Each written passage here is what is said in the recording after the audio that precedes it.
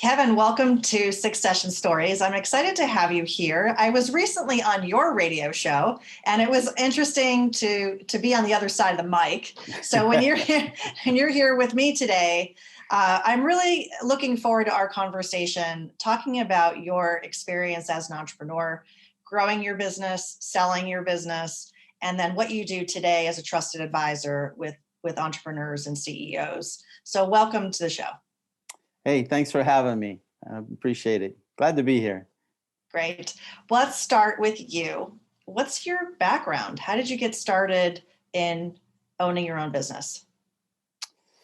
Well, short version is I fell into medical sales right after college.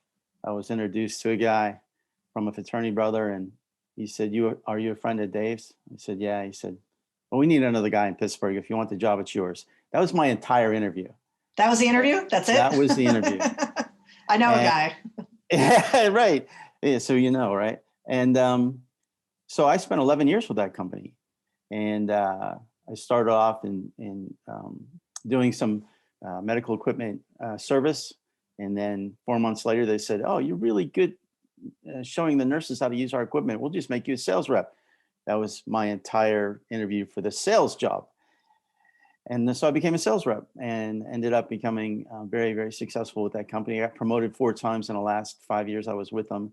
And I was in charge of the entire East Coast by the time I left, and was recruited to another company and started the Pittsburgh office from scratch, built that up. Then I got recruited to another company. And so I spent the first 15 years of my career working for 3 different medical equipment manufacturers. My last job, I was in charge of, I was hired to be the regional manager for this company. I had the entire eastern half of North America, Canada through Chicago down to New Orleans and Puerto Rico. And then they offered me the vice president of sales job, which would be international. I said, okay, great. Well, problem was 6 months into that job, they said, oh, by the way, you do have to relocate to our home office, which was Tulsa, Oklahoma. Like there's nothing in Tulsa. And I didn't really want to relocate. Other companies wanted me to relocate too, but I didn't want to leave. So by default, I ended up starting my own company in 1996 so that we could stay in Pittsburgh. And I picked up some product lines and became an independent distributor. My company was Grandview Medical Resources. And I picked up 4 product lines to get started. And 6 months later, I had 13 product lines because people I had worked with in the past companies found out I started my own company, and they started sending their manufacturers to me saying, if you're looking for an independent distributor, this is the guy in Pittsburgh. And I ended up picking up a whole bunch of product lines real fast. So you had a lot of experience in the industry. People knew you, and that really helped you get started. So you didn't necessarily envision yourself as an entrepreneur. It's kind of like you said, you didn't want to move to Tulsa. No offense to Tulsa. So that's exciting. So the core business was medical supply distribution. Right. Okay, gotcha. Yeah, specialty equipment to hospitals. That was our focus. Okay, so you started in 96, and how did you grow the business? What was your strategy? Well, I had some particular expertise in opening new hospitals, getting into new accounts, competing against our handful of competitors, which is why I was promoted so many times in that first company. I became a sales trainer. I was part of my role. Then the third company where I was the vice president of sales, they had never grown more than 10% a year. But when I came in as a regional manager, I grew the business 31% in the first year. And I was on track to grow another 36% second year when they made me the VP of sales, and said, how'd you do it? I said, well, I have my way. Right. And so when I started my own company, I just continued to do what I was doing before. And we grew very quickly. It was a great ride. I don't know if that answered your question, but no, that's okay. You had a focus. You had a focus on hospital systems in Western Pennsylvania. You had the relationships. So I'm guessing in terms of roles in the company, were you the primary rainmaker? You were the lead? Yeah, I was a sales guy, right? I was the sales manager teaching other people how to sell. So when I started my company, I was out there face to face with all the clients, the customers, opening up new hospitals, getting them to do business with us, and started to hire some salespeople and some admin, and just grew the business. But we were a sales organization first and foremost, right? That was our primary thing. So yeah, we grew very quickly. What were some of the main things now as you reflect back? Because you sold the company, and what year did you sell it? I sold it at the beginning of 2011, and then it came with a 5-year employment agreement. So I didn't actually retire until 2016. So I stayed on for 5 years, which was way too long, but it was an earnout. So I stayed for the entire earnout. How big did the company get? I grew my company to 14 million in sales. I had 60 employees. I had 3 offices. Our main one was in Pittsburgh. Then I had 2 satellites, one in Charleston, West Virginia, and one in Altoona, because our geography was all of Western Pennsylvania and all of West Virginia. And there's 101 hospitals in Western Pennsylvania. There's 75 hospitals in West Virginia. So our market opportunity was 178 hospitals. And by the time I sold, we were doing business with 90% of them. Wow. So yeah, 14 million in revenue is pretty sizable business. And did you build your company with the intent to sell it? Yeah, I did, actually. I never really looked at it as, oh, this is my baby, I want to keep it forever. I actually followed in the footsteps of the guy that hired me with that first interview, right? He built his company up. We were an independent distributor. He sold to one of the manufacturers. We stayed on, grew that company, and then he sold it, and then he retired. And he was my mentor. So I was with him through that whole journey. And I said, if I ever get a chance to do this, now I understand how to do it. Didn't realize I didn't understand enough about how to do it, but I felt like I was along for the ride, because he confided in me on some of the things that are going on behind the scenes that he didn't share with other employees. And so I get to watch from sitting on the bench and watching how the whole thing transpired. I said, if I ever get a chance to start my own company, I think I see how this could play out, right? And so that was always in the back of my mind. I figured I would sell at some point, just a question of who would I sell it to. And of course, the opportunity came.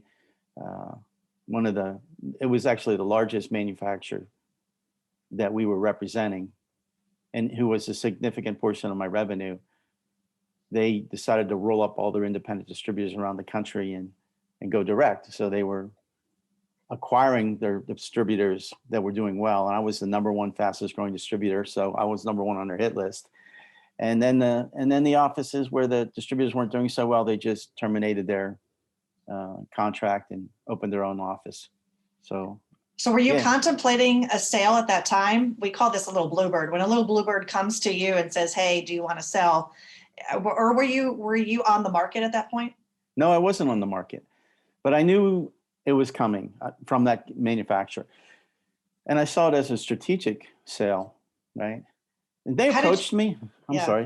And I was going to say, how did you know? Well, they approached me at one point,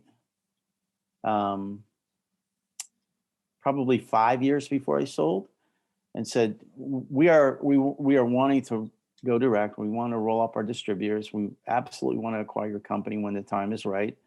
And it has to be right for you, and it has to be right for us. Well, it wasn't the right time. For a couple of reasons, it just wasn't the right time for me. And for them to acquire me. So we pushed it off for 5 years. But that 5-year period, it was, I'm pretty sure this is what's going to happen. And at that time, when you said you weren't ready versus when you were ready, what was the big difference between those 2 periods of time, do you think, for yourself? Just figuring out, okay, at some point I'm going to sell this. What's the right time? And the timing worked out really well for me, because I was 54 when I sold the company. I stayed on for 5 years, and I was going to retire at age 59. And that to me was my ideal time frame. So I wasn't ready to sell. They weren't ready to acquire everybody. They only acquired like 2 or 3 companies in that early stage, and then they waited. They actually had some tax issues they had to deal with, so they couldn't acquire anybody else for another 5 years. They had it's a family-run business. They had some family tax stuff that they had to deal with. And so they couldn't acquire anybody else until like 4 years later. And then they started the ball rolling again. Did you have a magic number? A lot of people use that phrase. Did you have a magic number for what you wanted to sell the company for? I had I had my number that I wished I would have gotten. And then I had a number that I figured I would settle for. And I wish I got a little bit more than what I was willing to settle for. So was it the deal based on net income, EBITDA, and multiple of those? it was an asset sale. Asset sale? Okay. Yeah. And so what do you think would have moved the needle? I know we have benefit of hindsight here. What do you think would have potentially moved that needle in the multiple? And I don't know if you can share with, I guess it was an asset sale, but how they were valuing the business versus how you were looking at it, and that gap or that delta. What do you think might have changed that formula?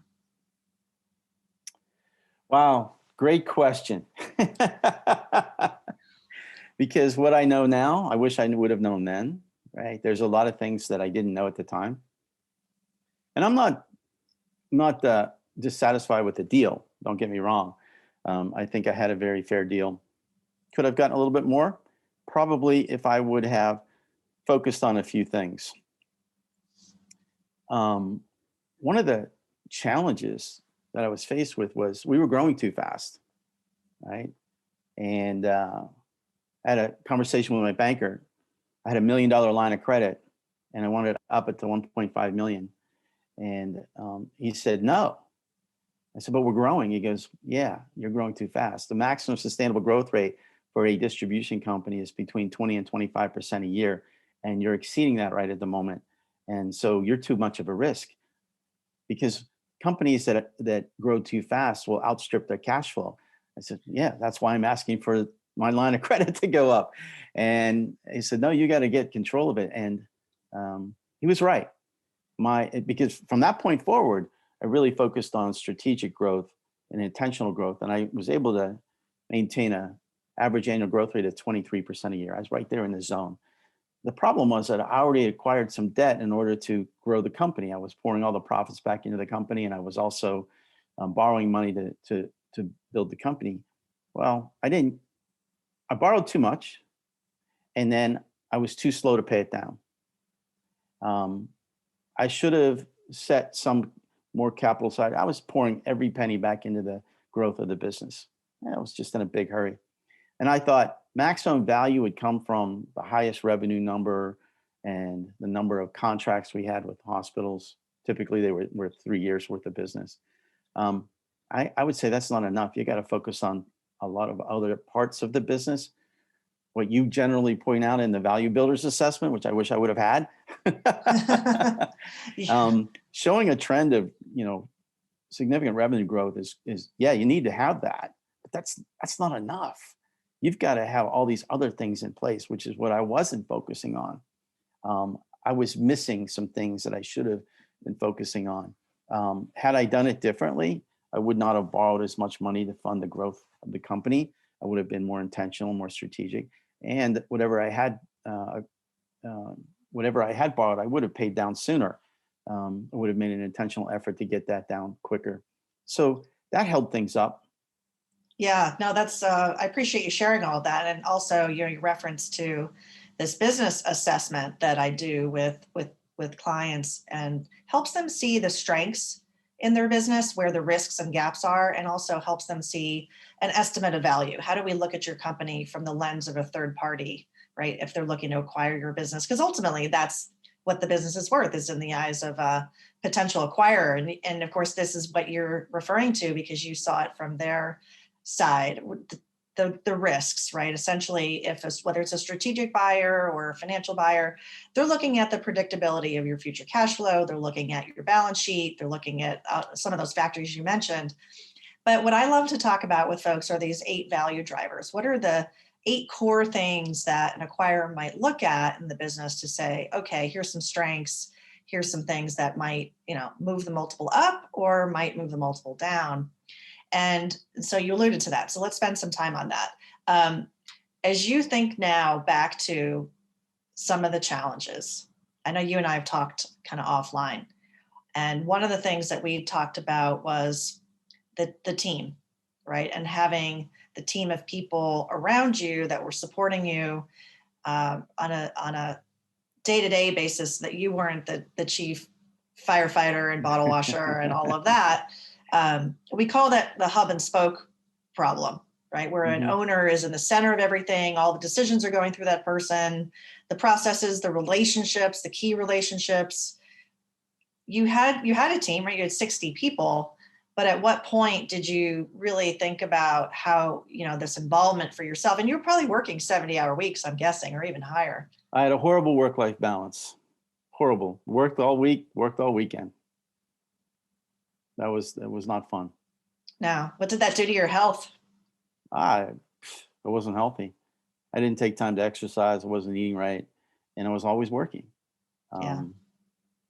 No, it wasn't fun. My Vistage group helped me. They helped pull me out of that vortex, that black hole. So some people might not know, if they're listening, they don't know what Vistage is. Maybe you could spend a minute on what is Vistage. So I appreciate that. Vistage is the largest CEO peer advisory forum membership organization in the world. There's 24,000 members worldwide in 25 countries. It's been around since 1957. And when I started my business, I was a sales guy, right? I was a sales manager. And then I started a company, and then I started hiring people, and this company grew up around me. And I realized I've got a lot of sales experience, but I don't have a lot of CEO or experience. I had some leadership experience, but I didn't have a business CEO experience. So I joined Vistage a few years into my company, after I started my company, and became part of a Vistage group. Vistage groups are made up of business owners and CEOs. They sit in a round table sort of format, usually around 15 or 16 members in each group. We meet once a month, and we help each other process our toughest decisions, our toughest challenges, and we provide perspective from 15 other people who sit in the same seat that we do, just in a different company or different business. So, and we have some subject matter expert speakers who come in and do workshops for us on leadership. It's a great experience. Like me. Yeah, right. You're one of my Vistage speakers. Yeah. And it was a great experience for me personally. It helped me grow my business as fast as I did. They helped me sell my company, because we had an attorney in the group, and he negotiated the sale for me. It was all good. But anyway, so that's what Vistage is. Gotcha. Yeah. So the role of advisors comes up a lot on the show. So it's good to know that you had people who had some experience that you were relying on as you were building the company. And then when you were deciding to sell it, you also relied on them for their expertise, which is great. So Vistage is definitely an organization for CEOs to check out if you're listening and you want to learn more about them. And I'll also include a link in the show notes. So back to your story about selling the company and the challenges that you sort of face along the way. The other thing that you had mentioned to me was revenue concentration. I think you had a significant percentage of your revenue was from one of your largest clients. Is that correct? Yeah, by then we represented 10 different manufacturers, and the one I sold to was almost 50% of my revenue. The other 9 made up the other 50%. So, yeah. So to go to the largest concentration, I mean, for them, right, it was a win because they were basically buying up that market share from their competitors. That was their strategy. Right. Yeah, that makes sense.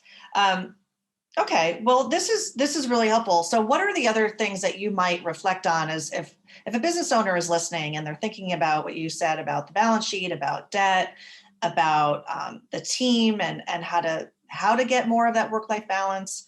What might be some of the, like, let's say 3 things. What would be 3 things that you might give them some insights on that they say, okay, you really need to think about this if you're starting to think about selling your company? So number 1, I would tell them to start early. It's never too early to start building value in your business. And when I talk about building value, it doesn't just mean growing revenues. It doesn't just mean adding staff and people to your org chart. I think you really need to focus on those 8 business drivers that you allude to in your value builders. Now, I wish I would have had the value builders assessment back when I was getting ready to sell, because not having that, I didn't have an awareness of some of the areas in which I could have strengthened the company, maybe gotten a little bit more value out of it. So I missed that, and I would encourage everybody to really understand what that entails and start doing it now. Even if they're not thinking about selling their business anytime in the near future, why not? Why not build value in your company right now anyway? It doesn't make any sense not to, right? So I think that's number one. I would also think that understand the business's life cycle, right? I allude to the fact that starting a business from scratch and growing it is like driving a manual transmission car, right? When you're in first gear, you're the owner, you start the company, your main focus is to go out and get customers and bring in revenue, right? And everybody wears a lot of hats, even though there's only a few people. You get to a certain point where you got to push in the clutch and shift into second gear, because now you've got some revenue coming in. You've got customers, right? You start to add some salespeople. You start to add an office admin. You start to get a bookkeeper, whether it's full-time or fractional. You get now, some of these. So the company starts to grow in second gear. Profits start to appear, and they're kind of nice in second gear. And if you wait too long to shift the clutch into third gear, what happens is next thing you know, you have 20 people and they're all reporting to the owner.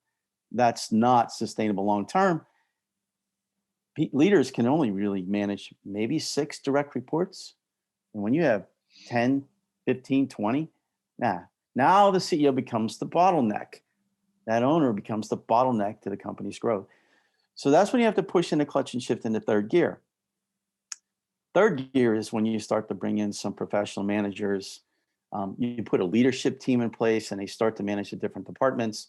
And so you only have your leadership team reporting to the owner, the CEO, but the leadership team manages the different departments, and it allows you to grow even more. And that business owner takes one step more away from the day-to-day activity. He's no longer making sales calls, but he will go out and he'll participate in the really important sales calls with the salesperson, but he doesn't have any of his own customers anymore. Now, here's the trick. In second gear, profits are really nice, right? You got a little family of employees reporting to the owner. And a lot of owners don't understand what it takes to get into third gear, because when they start bringing professional managers, profits just disappear. And they're deathly afraid of that. They're deathly afraid of giving up the profits.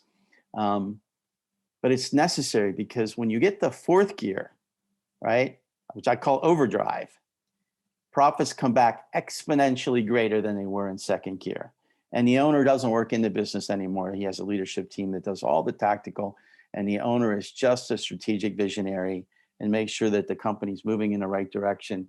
But his leadership team is responsible for all of the activities and all the tactical day-to-day stuff. And you hold them accountable for the P&L profitability, right? Getting to fourth gear, from second gear to fourth gear, is where a lot of business owners hesitate. And I think it was a Vistage speaker that actually sort of laid out the 4 phases. And I said, that sounds to me like this, right? And I've used that analogy ever since. And it made so much sense. And I actually followed that path. I gave up my profits and shifted into third gear, brought in some professional managers. I had a VP of operations, I had a VP of finance, I had a VP of administration. And then I still ran the salespeople, but I wasn't selling to anybody directly. I was just more involved in the big deals. And I couldn't afford those people at the time, but boy, did it pay off. And we got to fourth gear, and my life was so much easier, right? Because in fourth gear, you don't have to work 40 hours a week, right? You can put in 30 and have a wonderful work-life balance. That's nirvana, right? And profits are nice, that's the time to sell, which is when I did. The real trick is A, understanding what the 4 phases are. B, more importantly, I think knowing when to push in the clutch. The timing is very important, because if you push in the clutch too soon, you stall the engine, right? Yep. You're spending too much money. If you hesitate to push in the clutch and you wait too long, the tachometer goes in the red zone and people get burned out. And the number one person that gets burned out is you, the business owner. And I was right there in first and second gear. Should have pushed the clutch in maybe a little sooner, but the point is, I got into each of the different phases. it all worked out for me. And when I got the fourth gear, profits were really, really nice. That was my best income, and I wasn't having to work 40 hours a week. That's a great story. I love how you packaged it, and it's easy to understand, I think, in that with that analogy of the car and moving it forward. A couple of things just to underscore that you said. One was, you're really trying to build a company that could really thrive without you, right? So that you had the team, you were willing to sacrifice profits to build enterprise value. You had that perspective, and it did pay off.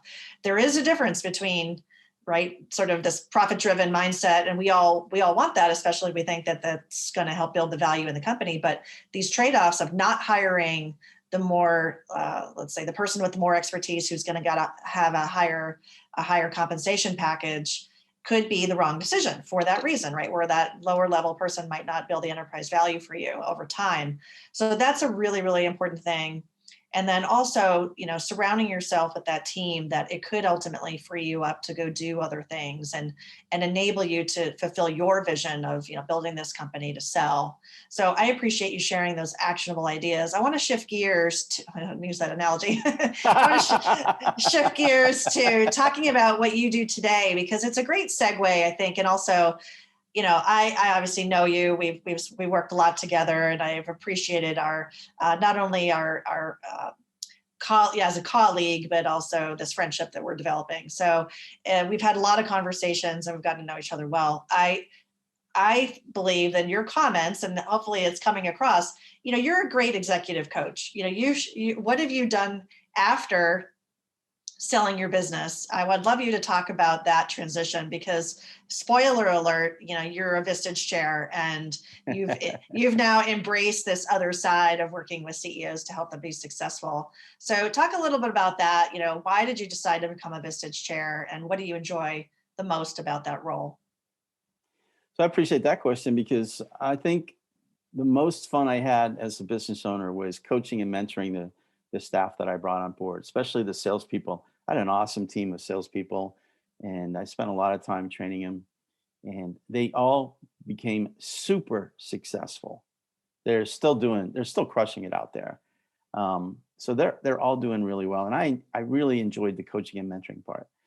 And as I got closer to selling the business, and I knew we were going to do that, I'm going to retire at age 59, but what am I going to do, right?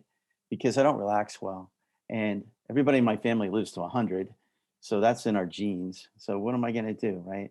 And I think working after retirement, people say, you still want to stay relevant. I don't think it has anything to do with relevant. I think it has everything to do with engagement. I think you have to stay engaged after retirement, both physically and mentally, right? You got to stay physically active and physically engaged, but you also have to stay mentally engaged. And I wanted to do that. So as I approached my permanent retirement, right, my 5-year employment agreement was ending. I had some consulting firms approach me. One was the predictive index people, that behavioral assessments. And so for me, it was, oh yeah, yeah, that would be great. I could do that. So right after I retired, quickly after that, I ended up working with predictive synergistic systems as an independent coach using a predictive index. And I think I ended up with maybe 25 clients. And then soon after that, Vistage, where I'd been a member for 16 years, they approached me, so we need more Vistage chairs. Oh, yeah, that would be great, because I get to give back to the community that gave so much to me. So in 2018, I went to the Vistage Academy in July. So it's actually 3 years this month that I became a Vistage Chair. And so I've been growing the Vistage practice. I really enjoy coaching and mentoring other business owners and executives as they're coming up behind me, because, hey, you don't have to make the same mistakes I did, right? You learn from my mistakes. And a lot of their experiences that they're going through right now, I've already been through them, right? Just how to start a company was a challenge, right? It takes longer than you think it should, maybe 3 times longer than you think it should. Probably Yeah. takes 5 times as much money as you think it should cost you. But once Right. you get it off the ground, I think you really need to understand those 4 phases, and most business owners don't. And then what's it like to sell the business? I went through that. So That's a long answer to a short question. Well, it's a full 360. It's a full 360, and it's I think a great role for you. You know, it's there's something I want to rewind on. You brought it up a couple times. You mentioned an earnout, and can you explain what an earnout is and how it was structured for you for that 5-year period? Sure, the earnout is basically when I get to hold the mortgage. So they gave me a down payment, right? A very hefty down payment. And then it was based on a 5-year earnout, which is why my employment agreement was 5 years. And my particular earnout was based totally on top line revenue. I got a percentage of the top line revenue, which was my incentive to continue to grow the revenue for over that 5-year period, because whenever the revenues went up, my monthly earnout check went up. It was a percentage of the total. I didn't have control of the operating expenses. They did. There was a few variable ones, of course, that I was responsible for, but most of them I didn't have control over. So really it was about driving revenue. That was my earnout. So I got a very hefty salary to continue to run my geographical region. And I got the earnout checks every month based on the top line revenue for the month. And at the end of 5 years, it all came to a closure. So when you first sold the company, then it wasn't 100% buyout. They had reserved over the 5-year period. Was it an equal 20% each year? No, it kept getting bigger as the revenues continued to grow after each year it was bigger for the most part. Because there was a kicker on top. Yeah, it was basically top line revenue. If we were doing $1 million, I got a percentage of $1 million.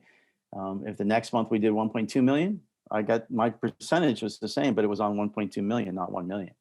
So it fluctuated a little bit every once in a while. Numbers would go up and then come down and go up. So I didn't actually know what the final number was going to be. Okay.